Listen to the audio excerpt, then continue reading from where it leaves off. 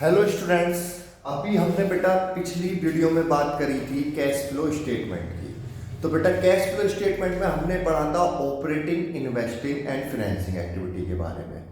लेकिन बेटा उन एक्टिविटीज को करने से पहले सबसे पहले हमारा काम क्या होता है? सबसे पहले हमें फाइंड करना पड़ता है net profit before tax and extraordinary item.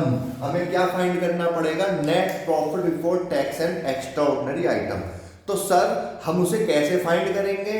तो बेटा उसे फाइंड करना मैं बताता हूं। मैंने यहाँ पर बैलेंस शीट ली हुई है, इसमें बेटा मैंने रिजर्व एंड सरप्लस दिया हुआ है। रिजर्व एंड सरप्लस में क्या क्या आता है आपका? Statement in P and L general reserve आता है।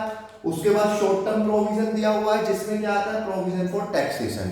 उसके बाद मैंने आपको एडजस्टमेंट दी हुई है, interim dividend paid, loss due to earthquake, insurance claim receive due to earthquake, income tax refund और प्रपोज्ड डिविडेंड।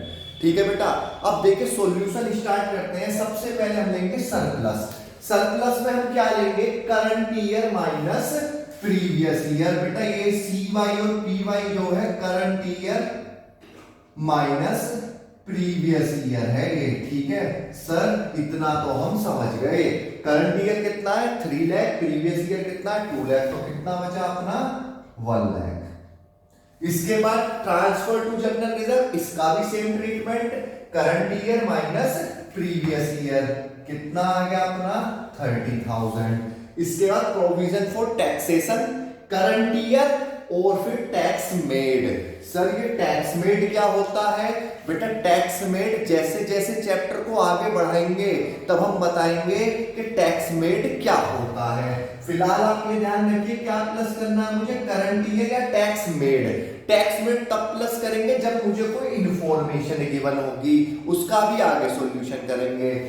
अगर कोई इंफॉर्मेशन गिवन नहीं है तो हम क्या करेंगे? सिर्फ और सिर्फ करंट ईयर का प्रोविजन फॉर टैक्सेशन प्लस करते हैं। कितना हो गया हमारा? 40,000। उसके बाद प्रपोज्ड डिविडेंड। प्रपोज्ड डिविडेंड क्या होता है मेरा? प्रीवियस ईयर का प्लस करूंगा। कितना? 20,000। इसके बाद बेटा अगर मैंने कोई एक्स्ट्रा ऑर्डिनरी आइटम डेबिट किया है, ठीक है, ऐसे नुकसान जो मुझे कभी कभी हुए या ऐसे फायदे जो मुझे कभी कभी हुए वो मेरे इनकम होती है एक्स्ट्रा ऑर्डिनरी, और नुकसान जो होते हैं उन्हें मैं क्या करूंगा? प्लस। जैसे मुझे क्या हुआ है? Loss due to earthquake. कितना हुआ है बेटा मुझे? 30,000। इसके बाद इनकम टैक्स रिफंड माइनस करूंगा 10,000। इसके बाद मैं माइनस करूंगा अगर मैंने कोई एक्स्ट्रा ऑर्डिनरी आइटम क्रेडिट किया है। जैसे मुझे क्या मिला हुआ है? इंश्योरेंस क्लेम रिसीव हुआ है। कितने का बेटा? 20,000 का। ठीक है, इतना सब कुछ करने के बाद हमें क्या फाइंड होगा? हमें फाइंड होगा sir net profit before tax and extraordinary item. 130, 170, 190, तो हमारा कितना आ गया? 1,90,000। देखिए ऑपरेटिंग एक्टिविटी को हम 3 पार्ट्स में करेंगे।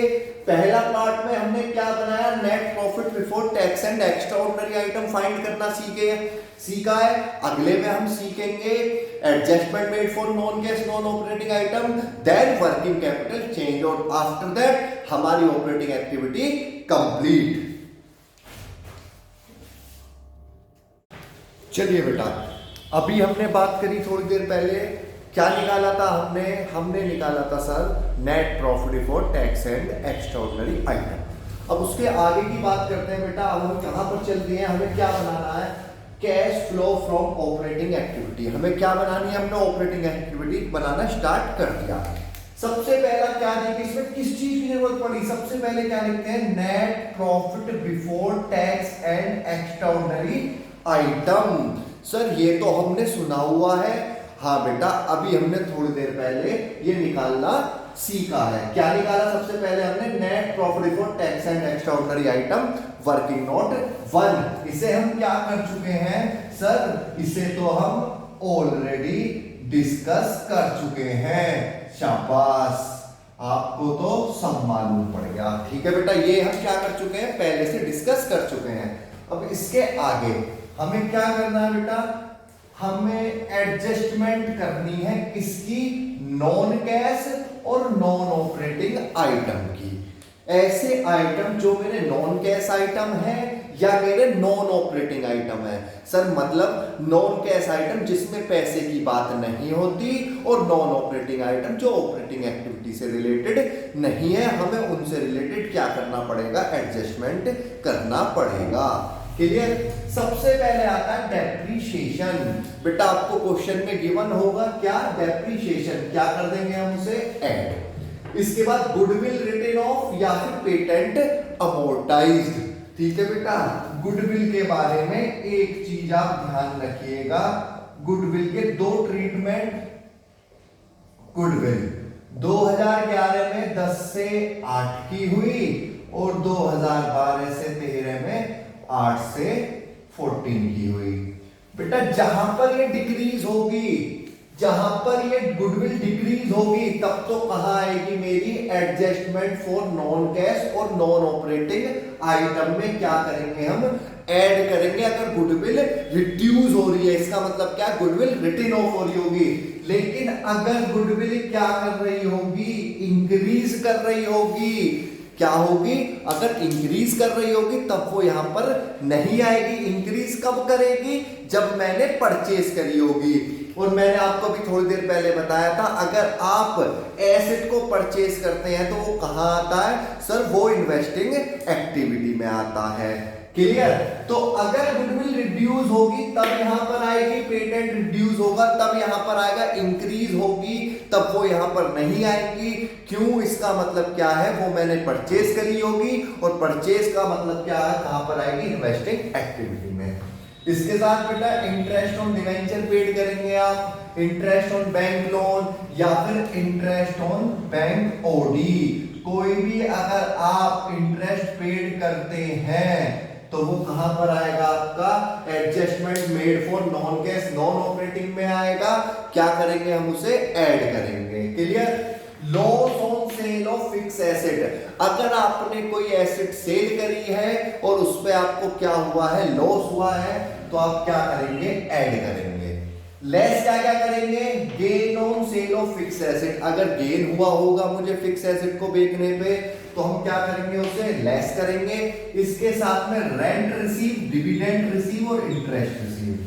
सर ये हम माइनस क्यों करेंगे, बेटा रेंट रिसीव कब होगा, आपके पास कोई बिल्डिंग होगी, आपने इन्वेस्टमेंट किया होगा, तो ये मेरा किससे रिलेटेड हो गया, इन्वेस्टिंग एक्टिविटी से, इसलिए रेंट रिसीव हो, डिविडेंड रिसीव, आपने किसी कंपनी में पैसा लगाया हुआ होगा या आपने किसी को पैसा उधार दिया होगा, तो ये सारी चीजें मेरी किसमें आती हैं, तीनों चीजें इन्वेस्टिंग एक्टिविटी में। इसलिए मैं यहां से क्या करता हूं, इसे लेस करता हूं। इन सबको करने के बाद मेरा ये प्रॉफिट आया, इन सबको ये करने के बाद मेरा operating profit before working capital change आएगा। ठीक है बेटा, दो स्टेप हम कंप्लीट कर चुके हैं। पहला profit before tax and extraordinary item, उसके बाद operating profit before working capital change हो गया। लास्ट स्टेप हमारा बचता है, उसे हम अभी थोड़ी देर में डिस्कस करते हैं। चलिए स्टूडेंट्स, अब बात करते हैं उससे आगे की। हमने क्या निकाल चुके थे, operating profit before working capital change तक हम डिस्कस कर चुके थे। ठीक है, अब इसके बाद बात करते हैं बेटा, एडजस्टमेंट करनी है मुझे वर्किंग कैपिटल से रिलेटेड। और बेटा आपने पढ़ा होगा वर्किंग कैपिटल में क्या क्या चीजें आती हैं, सर हमारी करंट एसेट और करंट लायबिलिटीज। ठीक है बेटा, ऐड करेंगे increase in current liability and decrease in current asset. क्या प्लस करेंगे, अगर मेरा करंट लायबिलिटी बढ़ रही होगी और करंट एसेट मेरी रिड्यूस हो रही होगी।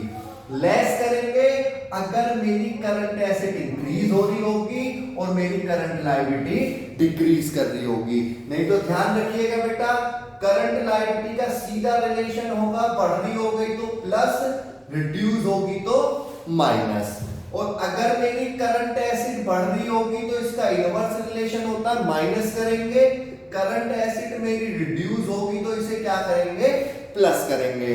और बेटा मैं करंट एसेट में इनमें बता चुका हूं, इसमें मेरे कैश एंड कैश इक्विवेलेंट नहीं आते हैं, जो सबसे पहले हमने डिस्कस किया था।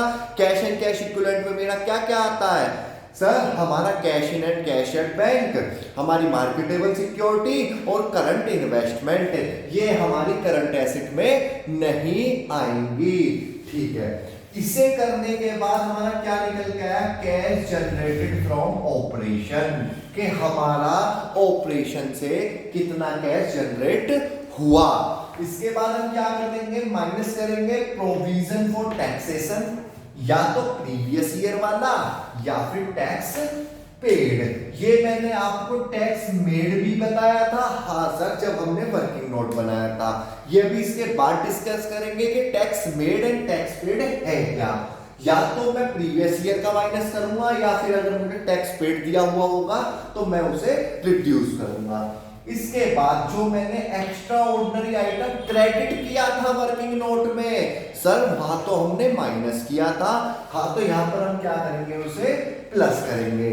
इसे करने के बाद हमारा क्या आएगा, नेट कैश फ्लो फ्रॉम। बेटा अगर प्लस में आता है तो फ्रॉम होगा, और माइनस में होगा तो क्या होगा, मेरा यूज होगा।